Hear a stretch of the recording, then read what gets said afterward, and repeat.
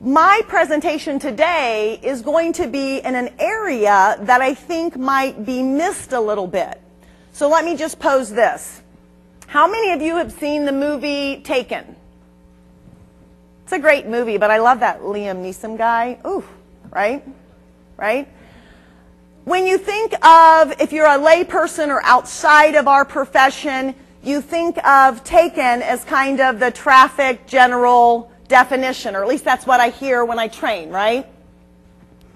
But it's not that all the time.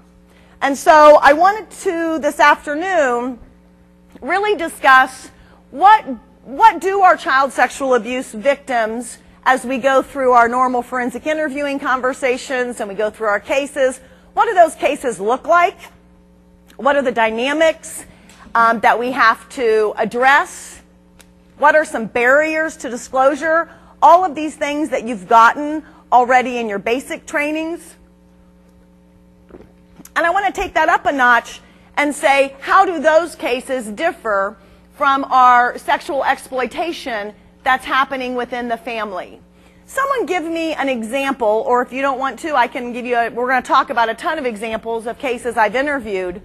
But what I mean when I say commercial sexual exploitation within the family. What do I mean when I say that? Yes, ma'am, and I'll repeat it so you don't have to have the microphone. I interviewed a child once who came in and reported that she was having sex with a man so that she could get drugs for her mom. Okay, great. So the comment that was made, and you're exactly right, correct. She interviewed a child that was having sex with a man to get drugs for her mom or dad or family, right? Did I represent that well? Okay. All right. My concern is when we do our forensic interviews that we're missing some things.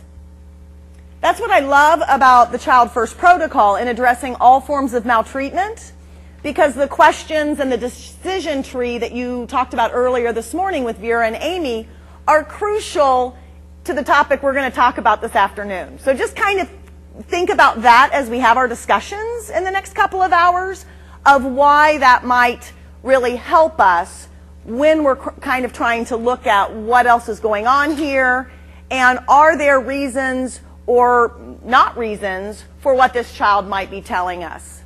I'm going to talk a lot about some cases. I seem to have been interviewing these kinds of cases a lot recently, and it's not because Erin doesn't want to do it. And I want to share a story about Sally. Sally is a 13-year-old girl I was just so blessed to interview recently.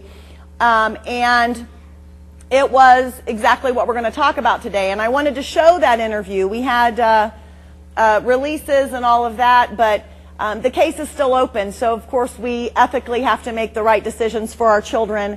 And I'm going to talk about it, and I'm not going to show the clip. But I didn't get a chance to communicate that to Erin. And Erin is a forensic interviewer in Benton County, in Bentonville, where I'm at, and she's here today. And so when I saw her get here yesterday, I said, hey, did you bring Sally? Because I apologize for not getting with you that I wasn't going to show that video. And she says, I didn't because I was afraid to travel with her.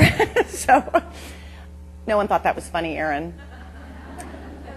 Yeah, but every decision we make is based on the kids we serve. So even though I hadn't gotten with Erin, she knew best that I'm not even going to take this video because it's too valuable to lose or to have any kind of confidentiality compromised. So we're going to talk a lot about Sally today. She was an amazing interview, an amazing child. Earlier today, I got a call from Hawaii, and I do a lot of technical assistance for forensic interviewers, and feel free to email me. Get my email that's on at the end of the PowerPoint. And she says, we're having a really hard time with sexual exploitation within the family. That we just can't break the kids. We just can't get them to talk to us. And actually a child welfare worker and the FBI had to give up on a case due to the young child's behaviors. So what we're going to be talking about is how we can prepare for these kinds of behaviors, this kind of resistance that would fall really out of the realm, in my definition, or Rita's definition, of just a reluctant child, that there's more to it than just the reluctance or the non-disclosures that we normally talk about. And then we're going to talk about some interview considerations, and I'm going to give you some sample questions to take home with you.